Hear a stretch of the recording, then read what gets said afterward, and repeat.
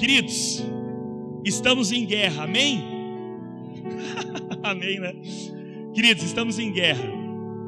Não uma guerra que ela é feita aqui, pelo menos, com armas, um atirando no outro. Mas, queridos, existe uma guerra que acontece, que é uma guerra de vontades. Eu explico. Nós vamos nos reunir aqui e vamos todos assistir um filme no cinema, aqui de Paranavaí.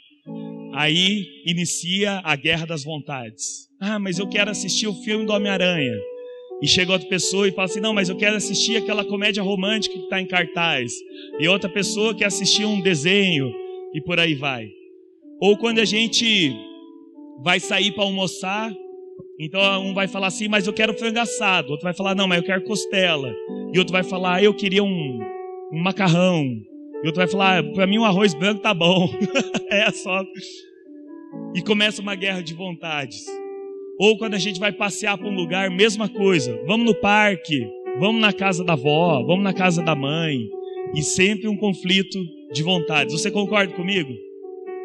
Quando a gente vai se reunir para fazer algo pela comunidade Caminho Vivo, por exemplo, vamos pintar essa parede. Aí um vai falar assim, eu quero que seja amarelo. E outro vai falar, eu quero que seja rosa. Eu queria que fosse azul bebê. Eu queria que fosse neon. E que desse para ligar na tomada e que acendesse. E começa uma guerra. Queridos, nós estamos o tempo todo em guerra. Uma guerra de vontades. Só que a gente sempre pensa assim, né? Que uma guerra, ela é vencida quando um sobrepuja o outro. Só que, queridos, na guerra de vontade, sabe quem que vence? É aquele que levanta bandeira branca, na ironia. Aquele que fala assim, eu abro mão. Eu abro mão. Então não é um que vence o outro. Aí leva os dois a vencer. E eu queria falar sobre isso hoje. O tema é uma sequência da ministração do pastor Fabinho, né? Para diferenciar do pastor Fábio. Começou. Obrigado pela água. Que é vivendo a vontade do Pai. E um subtítulo seria assim, a arte da renúncia. Queridos, o que é a arte? A arte, vocês já pararam para pensar que é um pouquinho de ciência e muita habilidade? Então, o pessoal que toca aqui nos instrumentos, existe um pouco de conhecimento, um pouco de ciência por trás. Você tem que saber a formação dos acordes, você tem que entender sobre a harmonia, qual acorde combina com qual, você tem que entender sobre escala melódica, quais notas podem ser acompanhadas, entender sobre ritmo, mas isso é uma porcentagem. A maior porcentagem é a habilidade, que é justamente a habilidade de você conseguir fazer os teus músculos moverem os teus dedos na hora certa para tocar a nota certa. Queridos, a renúncia, ela é uma arte. Um pouquinho de conhecimento que nós temos na palavra de Deus e muita habilidade que é o Espírito Santo que nos dá. Amém?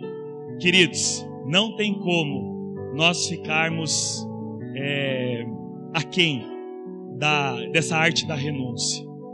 Hoje de tarde, quando eu estava orando e pensando sobre essa mensagem, eu acho que eu quase desidratei lá em casa de tanto chorar.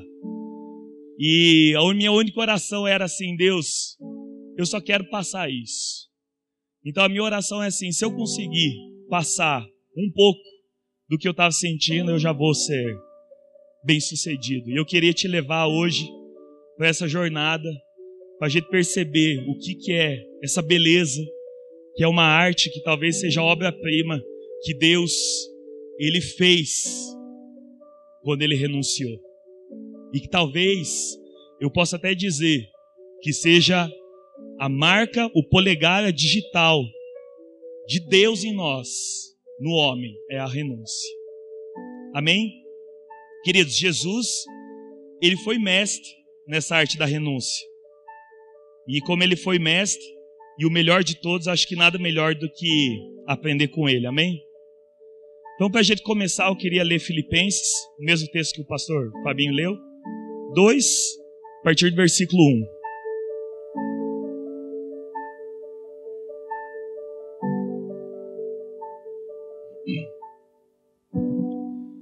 Filipenses, carta do apóstolo Paulo aos Filipenses, capítulo 2, versículo 1.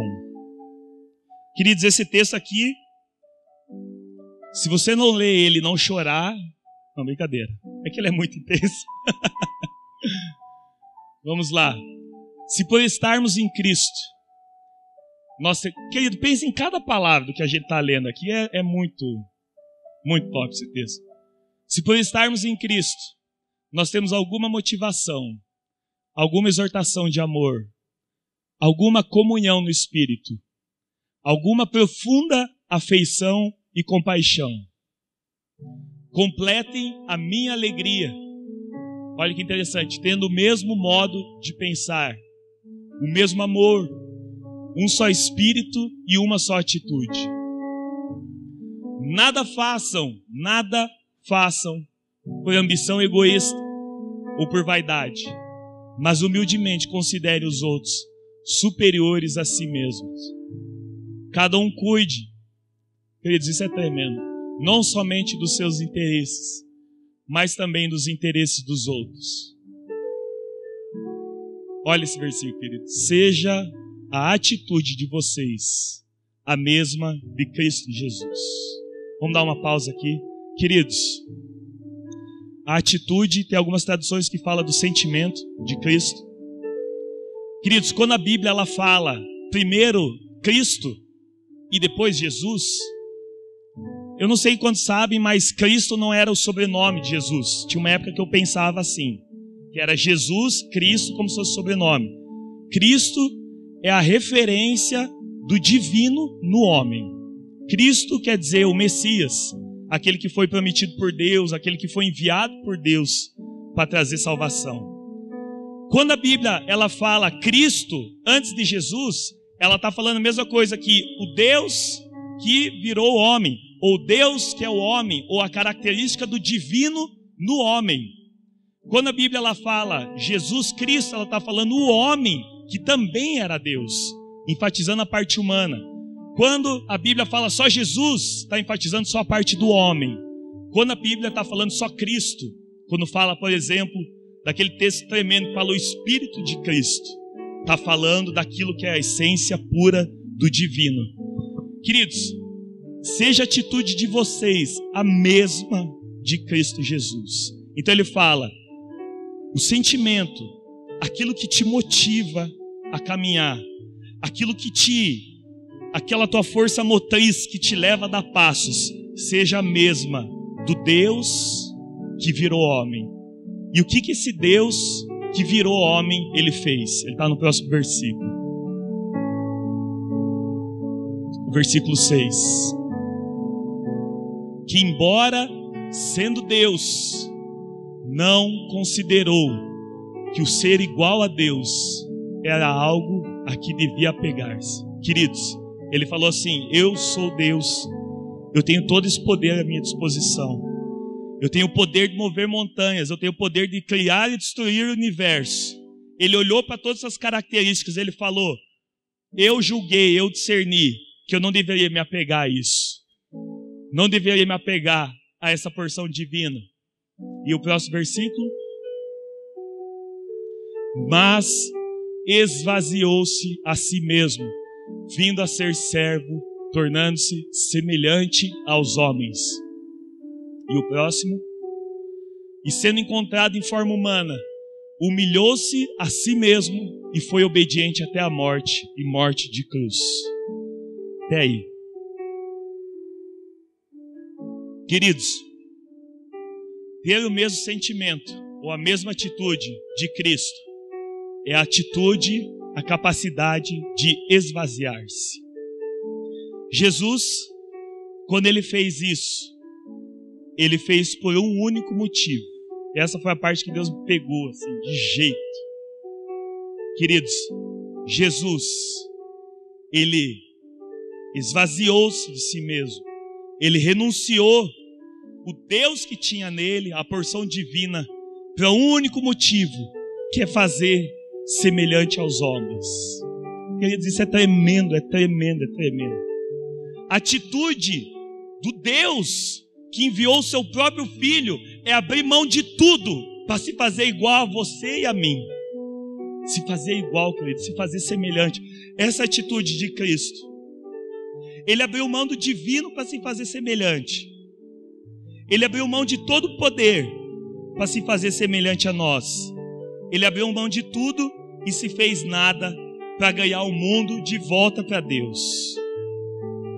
E por que Jesus, ele teve que se fazer semelhante? Porque o homem um dia já tinha sido semelhante a Deus. Você lembra quando? Gênesis 1:26.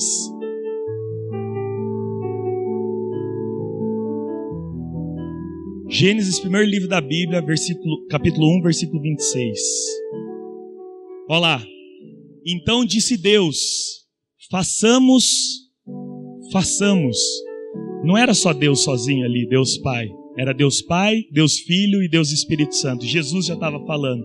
Ele falou e ele concordou com isso. Ele falou assim: façamos o homem, a nossa imagem, conforme a nossa semelhança.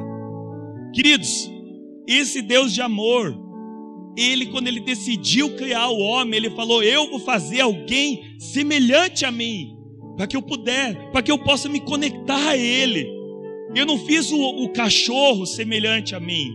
Eu não fiz a pulguinha, eu não fiz os pássaros, eu não fiz as árvores, não fiz os vegetais, nem as nuvens, nem os planetas semelhante a mim. Eu fiz o homem semelhante a mim, para que eu pudesse me conectar a esse homem e que eu pudesse me relacionar com ele.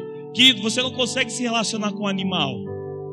Você pode ter uma afeição, você pode fazer carinho, mas relacionamento de intimidade você só consegue com quem é semelhante. Então o homem, ele decidiu pecar. E quando o homem decidiu pecar, ele rompeu a semelhança, porque ele cortou exatamente aquilo que gerava, que fazia ele semelhante a Deus. E ele, de um ser que era semelhante ao divino, que podia se relacionar com Deus, de repente ele não tinha mais essa semelhança. E sem semelhança não existe relacionamento. Então Jesus, vendo essa situação trágica, querido, ele falou assim: eu vou restaurar o divino no homem para que a gente possa ter comunhão de novo. Só que para isso, ele não conseguia mais simplesmente colocar o divino no homem com o estalar de dedos. Ele teve que se fazer semelhante. E aquele Deus, o mesmo Deus que criou o homem, a sua semelhança, com todo o poder do divino, com a capacidade de criar. Tem algumas linhas teológicas que dizem que o homem no jardim do Éden, ele trabalhava como Deus trabalha. Ele trabalhava só falando e dando comando, e as coisas cresciam, e as coisas elas brotavam, e as coisas andavam em ordem, da mesma maneira como Deus criou, porque existia a porção divina no homem. Só que Jesus, para restaurar, ele falou assim: eu vou abrir mão de todo esse divino. Eu vou abrir mão de todas as características de Deus em mim. E eu vou me fazer semelhante àquele que se afastou de mim, para trazer ele de volta. Isso a gente pode chamar de renúncia. Queridos, Jesus, ele restaurou a semelhança divina em você e em mim. Hoje nós temos autoridade, por causa do que ele fez, para criar de novo com as palavras. Nós temos autoridade para remover a pedra de vesícula. Nós temos autoridade, querido, hoje, para trazer restauração, para trazer conexão da pessoa com Deus de novo, através da nossa palavra, da nossa oração. Isso foi obra de Jesus. Mas, querido, uma coisa que a gente precisa entender, que a renúncia que Jesus fez, ela só acontece quando é feita uma renúncia daquele que tem mais poder para aquele que tem menos poder. Não tem como você renunciar ao contrário. Por exemplo, pega um cara super forte, tipo o Pastor Silvio, por exemplo, super forte, e pega um cara super fraquinho, tipo eu. Aí a gente vai entrar numa luta. Aí você chega para mim e fala assim: Maurício, você tem que renunciar, você tem que ficar mais forte. Como que eu vou ficar mais musculoso de uma hora para outra? Agora, por exemplo, se chegar Pastor Silvio e falar para ele: Pastor Silvio, você tem que dar uma segurada, se faça mais fraco. É possível para ele? é possível. Por quê? Porque ele tem mais poder do que eu na força física. Não tem como fazer o contrário. É a mesma coisa que você chegar para o homem e falar assim: renuncie-se e conecte com Deus de novo. Sabe como é que chama isso? Religião. Religião, querido. A religião é o esforço constante do homem tentando se conectar com Deus de novo. Só que ele não tem o que renunciar. Ele já renunciou tudo. Ele renunciou exatamente o caminho que levava ele para Deus. E ele precisava desesperadamente. Eu precisava e preciso desesperadamente de um Salvador. E esse Salvador precisava abrir mão para que eu pudesse me conectar com Deus de novo. Amém? Queridos, e essa característica da renúncia é a marca digital de Deus em nós. Porque foi assim que Deus criou o homem, renunciando aquilo que era só dele, aquilo que era só, não tinha mais ninguém como Deus, não tinha mais ninguém que se fizesse semelhante a ele, e ele abriu mão da exclusividade do divino e deu para o homem. Por quê? Porque ele tinha poder para fazer isso, poder para deixar o homem como Deus. Essa é a marca digital do amor incondicional, porque Deus, ele é amor, e não tem nada do que Deus faça que não seja amor. Se tem uma coisa que a gente possa fazer hoje, que se chame amor incondicional, é nós renunciarmos aquilo que temos de poder em prol daquele que não tem. Essa é a marca digital de Deus em nós. Essa talvez seja a característica mais forte do cristão hoje, do filho, a habilidade de trabalhar nessa arte, que é você renunciar às suas vontades, você renunciar ao seu poder, você renunciar às suas habilidades, você renunciar talvez aos seus recursos, os seus sonhos, em prol de algo maior. Queridos, quando um pai, ele se coloca na mesma altura do filho dele, e ele começa a falar a mesma linguagem do filho dele, ele está agindo como Deus para aquele filho, porque ele está renunciando a habilidade dele de usar 10.000 palavras diferentes. Ele está renunciando a habilidade dele de fazer pensamentos complexos para se comunicar com uma criança que não sabe. Isso é o divino, querido. Isso é característica de Deus.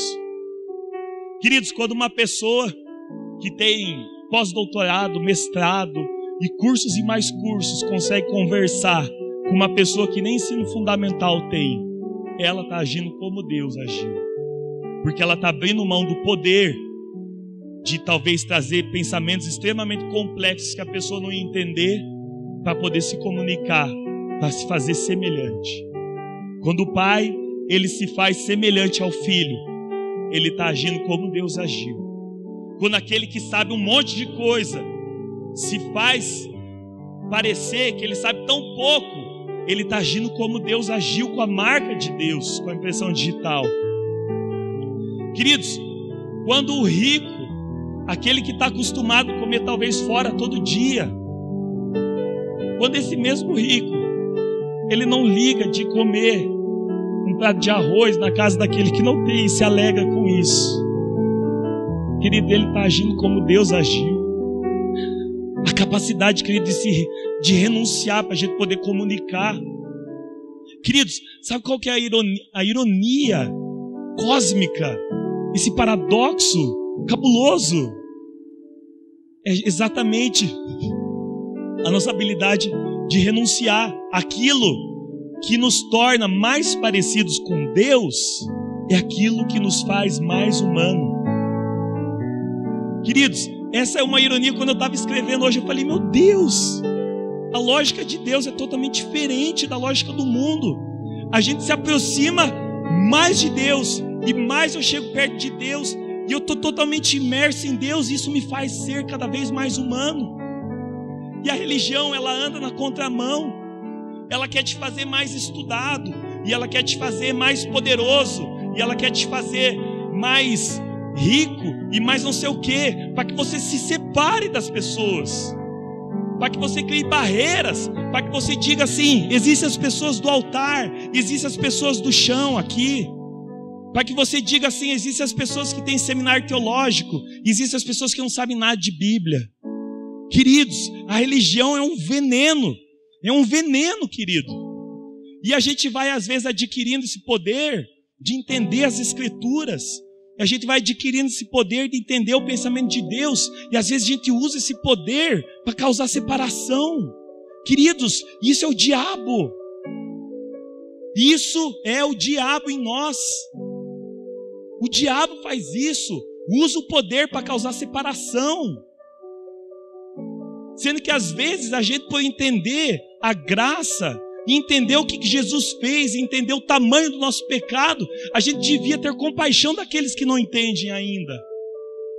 E talvez daqueles que a vida toda foram ensinados dentro de uma doutrina, dentro de uma religião que limita a vida delas com Deus. E a gente fala para eles assim: não, eu entendo que é a graça, eu entendo que é a palavra, e você é um idólatra. Você é um idólatra. Queridos, que opção teve aquela pessoa? Que opção teve aquela pessoa? Talvez a pessoa, a única coisa que aprendeu na vida foi adorar Maria. E sabe o que é o pior? Talvez essa pessoa está sendo mais sincera na adoração a Maria do que a gente na adoração a Deus. Só que a gente fica às vezes nos colocando num altar cheio de poder, em vez de usar esse poder para renunciar, para a gente se conectar, fazer semelhante com aquele que precisa, a gente criou uma barreira. Criou uma barreira. Queridos, isso é o diabo. Isso é o diabo. Queridos, renúncia acontece quando o livre, ele se faz como o preso. Então, às vezes, tem a pessoa que está presa e ela não consegue se libertar. Ela está presa aqui, talvez no nosso presídio, mini presídio. O livre se fazendo como preso, ir lá visitar, passar um tempo com o cara. Eu tenho liberdade de sair, mas eu me faço como preso.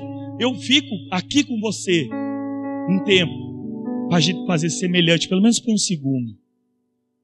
Queridos, a renúncia é a pessoa plenamente saudável se fazer como uma pessoa doente. Não temos a Bianca que está doente? O que uma pessoa como a Bianca está podendo fazer? Então a gente vai lá, a gente se faz como ela. Você não está podendo sair, você não pode estar podendo caminhar, eu fico aqui. Eu fico aqui com você. Eu quero sentir o que você está sentindo. Eu quero sentir isso que você está sentindo, porque eu preciso me tornar semelhante a você. Se existe uma coisa que amor é isso. A Beth, a família dela, chorando luto. Beth, o que você está passando? Deixa eu chorar com você. Deixa eu chorar com você. Eu tenho alegria disponível, mas eu abro um pouquinho mão da minha alegria. Eu preciso me fazer semelhante com você. Você não está conseguindo sonhar, Beth? Eu fico um tempo sem sonhar com você. Eu fico aqui parecendo que eu não tenho mais rumo. Não tem problema. Queridos, a habilidade de nos fazer semelhante tem um nome que se chama renúncia. O Deus que renunciou tudo para se tornar homem. E o santo, ou o justo, que renuncia talvez essa santidade que a gente tem, que às vezes nos coloca no altar para se fazer como pecador. Vocês já viram isso na palavra? Eu me faço como grego a fim de ganhar os gregos, eu me faço como judeu para ganhar os judeus. Paulo não tinha problema com isso, porque ele entendeu. Eu não tenho problema com o estilo. O pessoal até sabe quando eu venho de sapato aqui, pensa, vai pregar, né? De fato, porque eu não quero que minha vestimenta seja um problema para você. Não quero. Agora, se vocês falarem para mim assim, é melhor você vir aí de regata, que eu me sinto mais confortável, eu venho, não tem problema. Se você tiver a oportunidade, querido, tá com os nossos irmãos, às vezes da Assembleia, que tem que usar a vestimenta certa, queridos, vá com a vestimenta deles. Você tem que se fazer como eles, para se tornar semelhante. Não vai adiantar nada você chegar cheio de pompa, cheio de coisas, se você não conseguir se conectar. Queridos, se você está falando com o pessoal que fala um monte de gíria, fala gíria também. Fala gíria também. Se fazer como semelhante. Você tem a habilidade de não falar gíria. Você é letrado o suficiente para isso. Mas talvez aquela pessoa que está conversando, ele não consegue falar outra coisa que não seja gíria. A gente precisa disso, querido. A gente precisa disso. Essa capacidade de se adaptar, de se amoldar para a situação, para o que a situação precisa, para o que a pessoa precisa. A renúncia, querido. Essa é a arte de renunciar, a arte de se fazer semelhante. Queridos, e por que a gente se faz semelhante? Existe uma recompensa. Vamos ler lá a partir do versículo 9. Filipenses 2, versículo 9.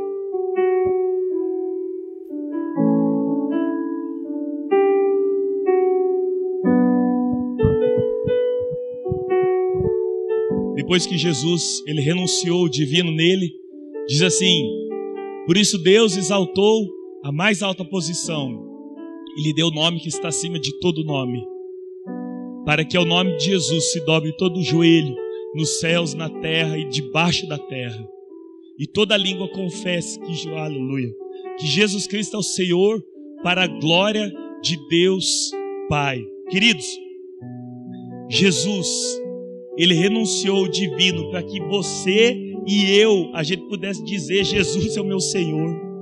Queridos, se parou para pensar que se Jesus não tivesse feito isso, a gente não poderia dizer.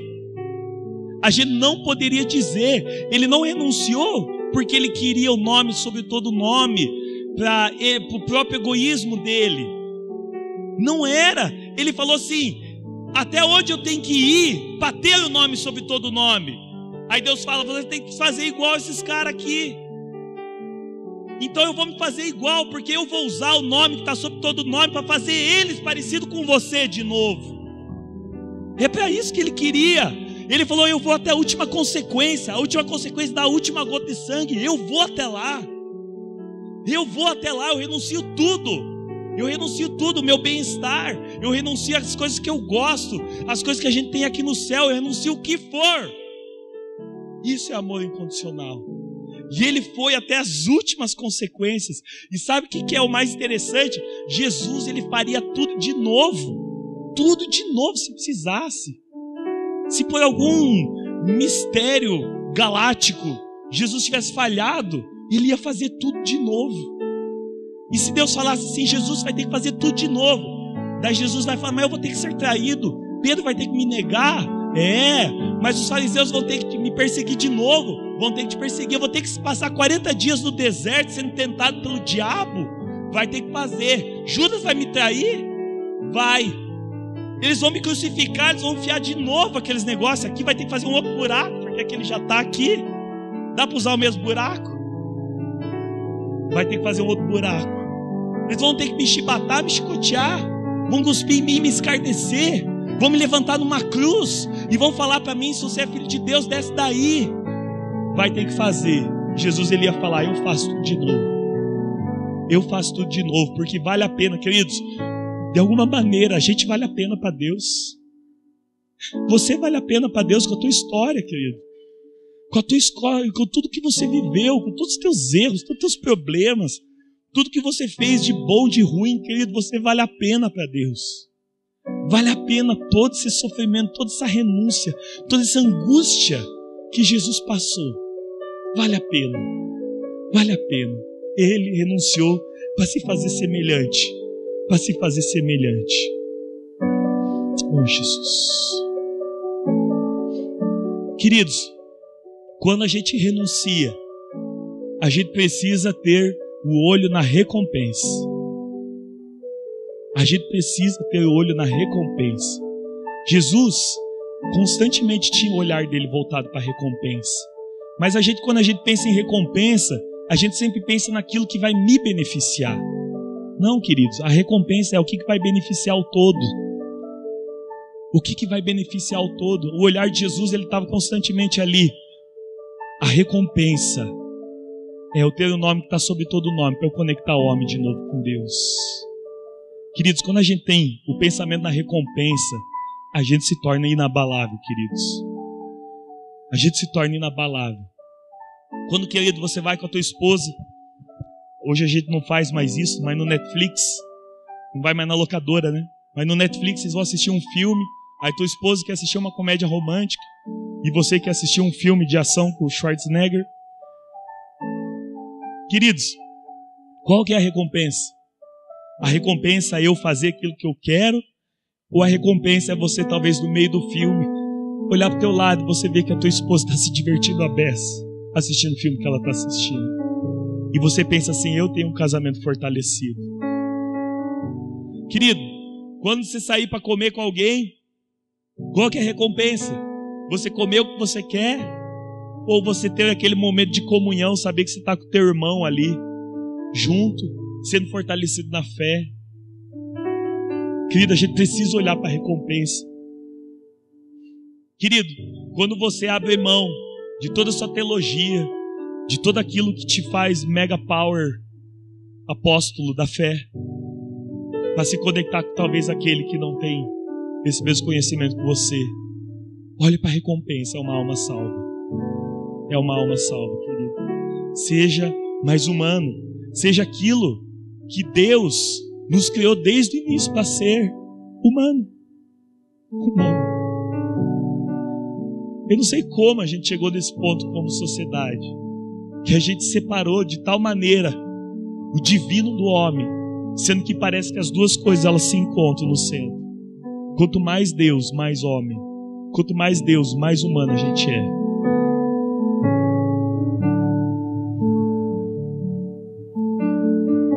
Queridos, foque sempre na recompensa. Quando estamos como igreja, aí toca uma música que você não gosta, aí você fica, poxa, nem gosto desse estilo, nem gosto dessa banda, essa música. Aí de repente você olha pro teu irmão do lado, ele está se entregando em adoração. Você, poxa, cara, quem sou eu para gostar de alguma coisa? Meu irmão aqui. Esse é o benefício do todo, querido. Jesus, ele tinha constantemente olhar no todo. Queridos, tem uma coisa que o judeu, ele entendia muito forte, e ele entende até hoje, que é a mesma mentalidade de Deus. Deus não tem a mentalidade por indivíduo no sentido do individualismo. Deus, ele sempre tem a mentalidade voltada para o corpo. O judeu, ele entende isso tão forte que quando eles se referem ao holocausto, eles não falam que foram 6,5 milhões de judeus que foram assassinados. Eles falam que foi um judeu que foi assassinado 6,5 milhões de vezes. E você pensa o que é isso? Você ter uma pessoa aqui, você dá um tiro na cabeça dessa pessoa, ela cai morta, ela ressuscita, você dá um tiro de novo, a mesma pessoa. Ela ressuscita, você dá um tiro na perna, depois na cabeça, ela cai e ressuscita. Você faz isso 6,5 milhões de vezes, querido. Esse é o pensamento do todo. Por quê? Se o meu irmão está sofrendo, eu estou sofrendo junto. Se meu irmão está passando uma miséria, eu estou passando miséria junto. A mentalidade de Deus, ela é voltada para o coletivo. Nós precisamos entender isso. Quanto antes a gente entender isso, melhor a gente vai viver como igreja, como empresa, como família. Eu não faço as coisas com a Agnes só para o bem da Agnes. Isso é um efeito colateral. O que a gente faz é para o bem do casamento. Porque o casamento, ele é maior do que ela e do que eu. A família, ela é maior do que a Agnes e maior do que eu. A igreja, querido, Comunidade Caminho Vivo, ela é maior do que o pastor Maurício, do que o pastor Fabinho. Porque, querido, se a gente se colocar acima do coletivo, a hora que morre aquele que está acima, o que acontece que está abaixo? Morre junto. O coletivo, ele tem que sempre ser maior. Sempre ser maior. Por quê? Pode ser que o pastor Fábio, Deus mande ele para outro lugar. Pode ser que a gente morra, sei lá. Pode ser, né? Vai. Queridos, o coletivo, ele é maior. Ele é maior. Só que para o coletivo acontecer, precisa existir a renúncia. Precisa ter o foco na recompensa do coletivo. Então, toda vez que você pensar na igreja de Comunidade Caminho Vivo, não pense o que você gosta. Pensa o que é melhor para a Comunidade Caminho Vivo. Tem um pastor, amigo meu, ele é pastor da... Só um pouquinho.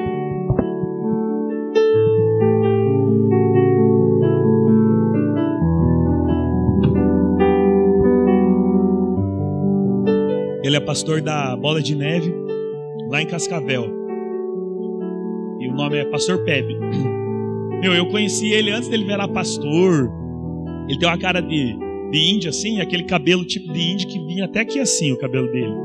Pensa um cara que era roqueiro, assim, de tudo, assim, de tudo. É muito legal. Aí, de repente, eu vi um anúncio da igreja dele, falando que ia ter a noite do sertanejo, né? Na hora que eu vi aquilo lá, eu falei, bebe com a noite do sertanejo? Só que eis um homem que entendeu que o coletivo é maior do que ele. Ele abriu mão e falou, do que vale o meu gosto? O que vale o meu gosto? Você faz aqui uma pesquisa e você vê o que é o gosto pessoal, vê o que é o gosto da cidade. Lá em Curitiba, é conhecida como a cidade do capital do heavy metal, capital do rock, etc, etc. Aí, outro dia eu vi uma pesquisa da RPC que eles fizeram com os jovens lá. Qual que é o estilo de música preferido dos jovens de Curitiba?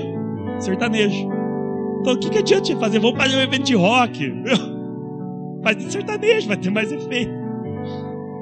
Então, queridos, o objetivo, ele estava pensando na recompensa. Do que adianta eu fazer, às vezes, um evento de rock em Cascavel, para enfiar a goela abaixo para os membros da igreja, para eles não conseguirem nem convidar os amigos. Você vai falar que é de rock, as pessoas vão, rock? Agora você faz um evento de sertanejo, aí as pessoas já gostam, é uma maneira de atrair as pessoas.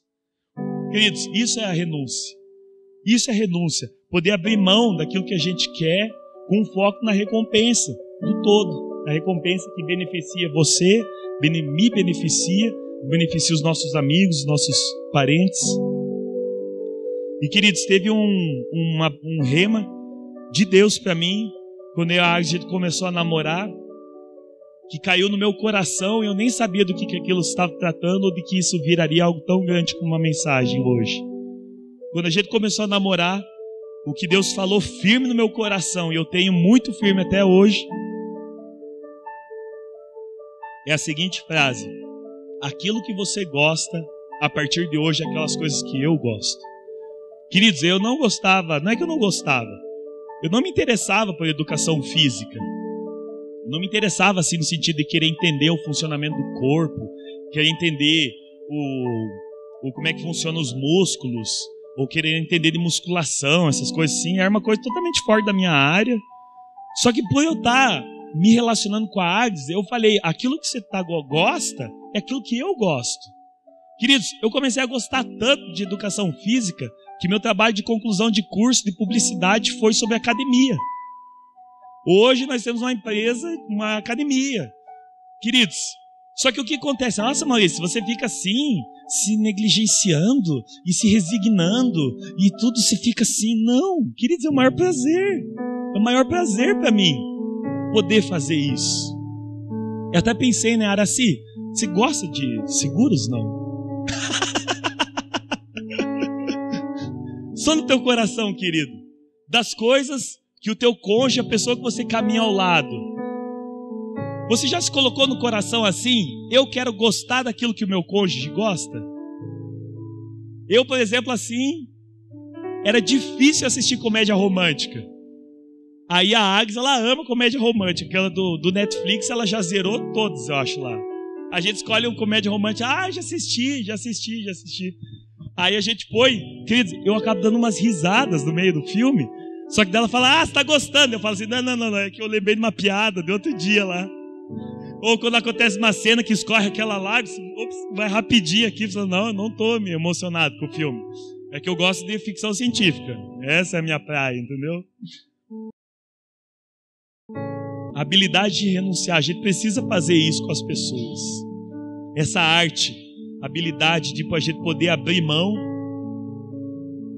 para poder ver o outro sendo beneficiado, para a gente poder ver o todo sendo beneficiado. E queridos, como que Jesus, ele fazia isso com tanta constância, com toda perseverança e sem se abalar? Porque eu posso dizer para você, na jornada da renúncia, existe um momento que talvez você vai se cansar. Talvez vai chegar o dia que você vai falar assim, poxa, cara, mas é sempre comédia romântica? E o meu filme, né? Aí sim, a dica é, vai assistir um filme sozinho às vezes, né? Ou, né? Sabe qual que é o meu sonho, querido? O meu sonho é a gente começar a brigar, da gente não querer escolher. Não, hoje é você que escolhe. Não, hoje você que escolhe o filme, eu quero assistir o que você quer. Não, hoje é você. E fica lá assim, já não conseguiu. Onde é que a gente vai comer? Não, a gente vai comer onde você quer. Não, onde você quer. Não, então tá bom. Não brigar para onde a nossa vontade está. Brigar onde é que a outra vontade do outro está. Queridos, pode ser que a gente se canse no meio. A Bíblia ela fala assim: não vos canseis de fazer o bem. Por quê? Porque pode ser que a gente se canse. E é possível.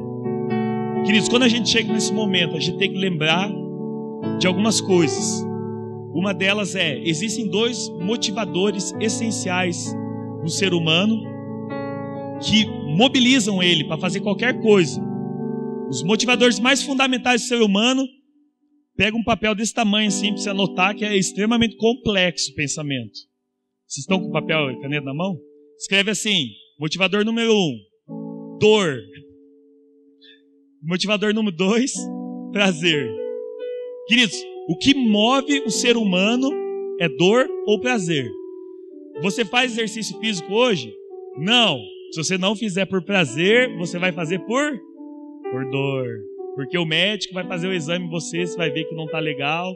Aí você vai lá fazer exercício físico porque você não está querendo. Queridos, é muito mais fácil quando a gente encontra o prazer antes de encontrar a dor. A pessoa, ela fuma e fuma por prazer. Quando que ela vai parar de fumar?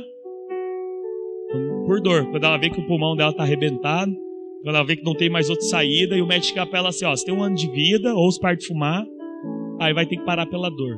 Queridos, o homem ele funciona da mesma maneira. Qual que era o segredo master de Jesus? Está lá em João 4,34.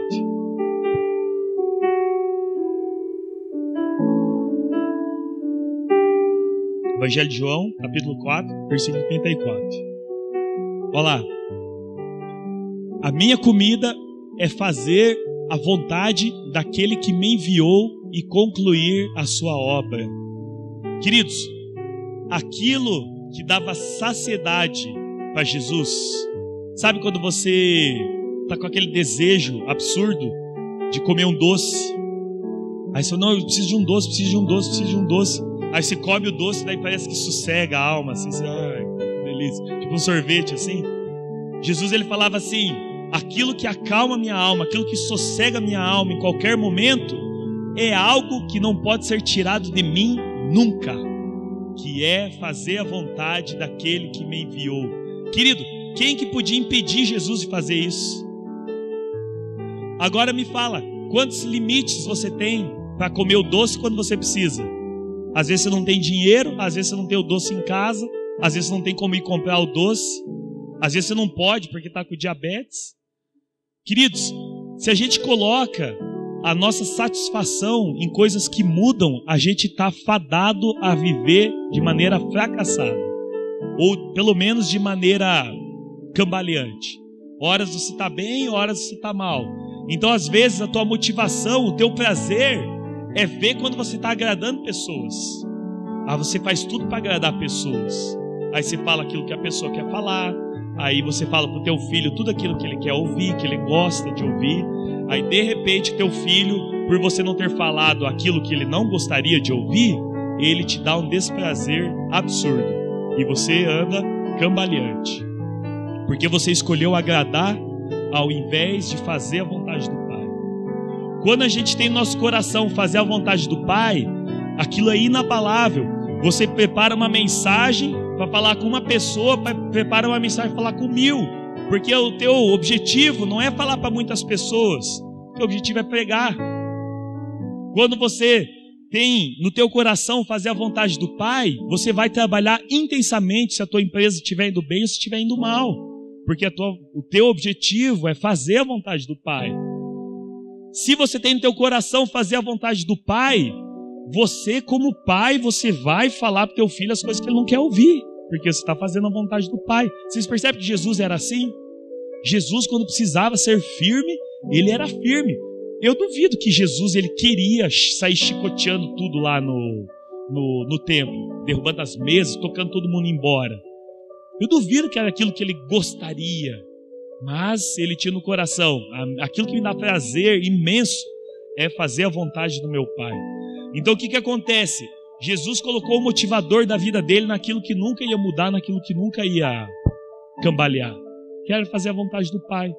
Mesmo quando ele estava na cruz, ele fez a vontade do Pai. Mesmo quando ele estava no Getsêmani, ele falou: Deus, se possível, afasta de mim esse cálice. Talvez foi o momento que Jesus chegou mais perto de desistir. A gente não tem ideia da magnitude do que ele estava passando naquele momento. Outro dia eu fui ler uns relatos científicos que é a coisa mais rara que tem uma pessoa chegar a suar sangue. Ela tem que estar a nível de estresse altíssimo, altíssimo, para as gotas aqui de suor elas começarem a virar sangue. E ele ainda chegar nesse ponto, antes dele desmaiar, pior ainda.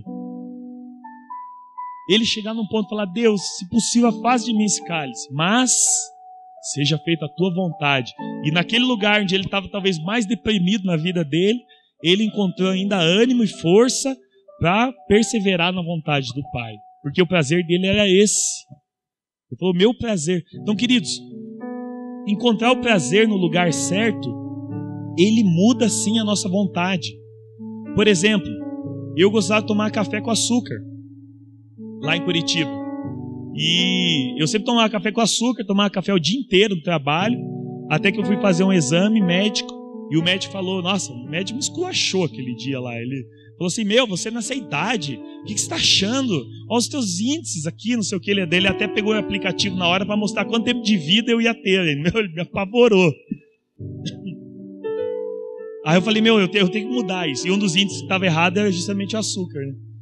Aí eu falei: cara, eu tenho que mudar. Aí eu peguei e cortei. Eu falei: vou cortar o açúcar daquilo que eu mais consumo, que é café. Cortei o açúcar do café, do chá, foi drástico assim, né? Aí naqueles primeiros dias eu torci a cara assim, falei: mas a vontade de tomar café é maior, né? Eu não sou viciado, né?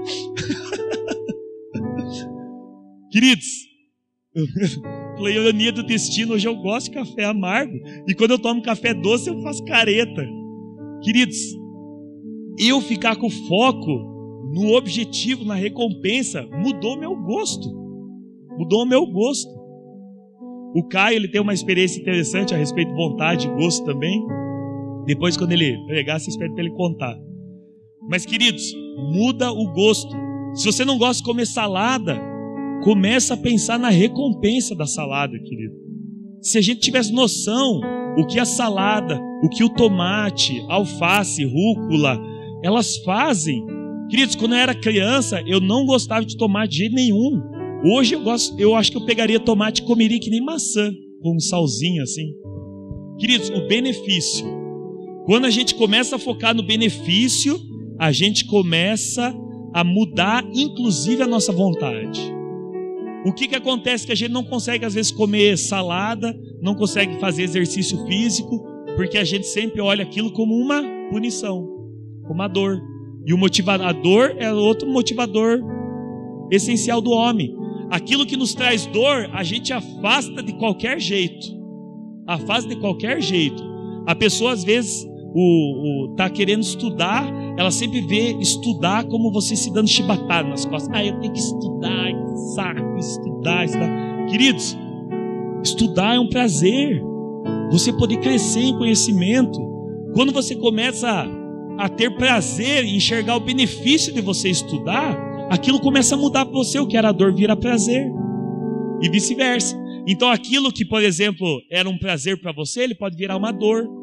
Às vezes sabe quando você comia um monte, ficava empanturrado assim? Aí aquilo você achava o máximo, né? Aí você começa a ver tudo mal que aquilo faz.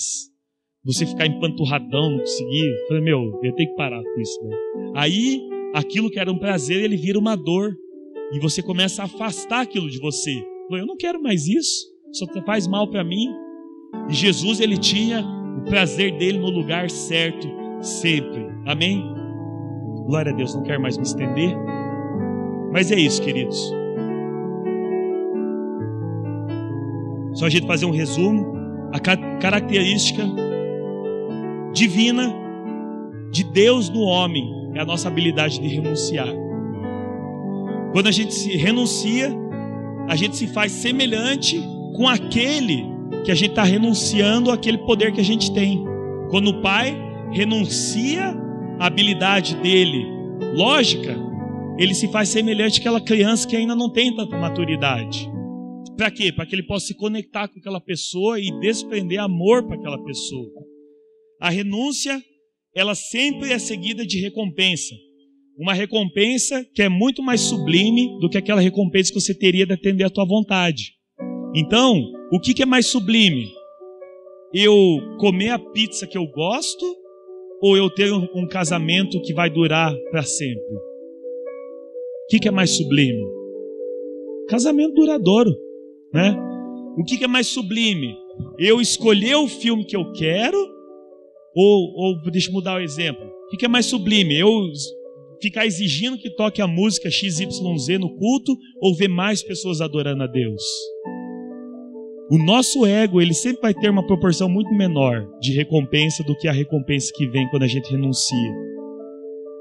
E para que a gente aprenda a viver, né, para que a gente possa viver em renúncia, a gente precisa encontrar prazer em fazer a vontade do Pai sobre todas as coisas. Meu prazer não é quando eu faço o que eu quero, mas quando eu faço o que Deus quer. Meu prazer não é agradar, é a fazer a vontade do Pai. Meu prazer não é ser quem eu sou porque eu tenho meu estilo, mas é ser quem Ele quer que eu seja. E meu prazer não é ser ouvido, mas, que às vezes a gente tem isso, né? É minhas ideias. Não, fazer dele ouvido, né? Amém, queridos? Glória a Deus.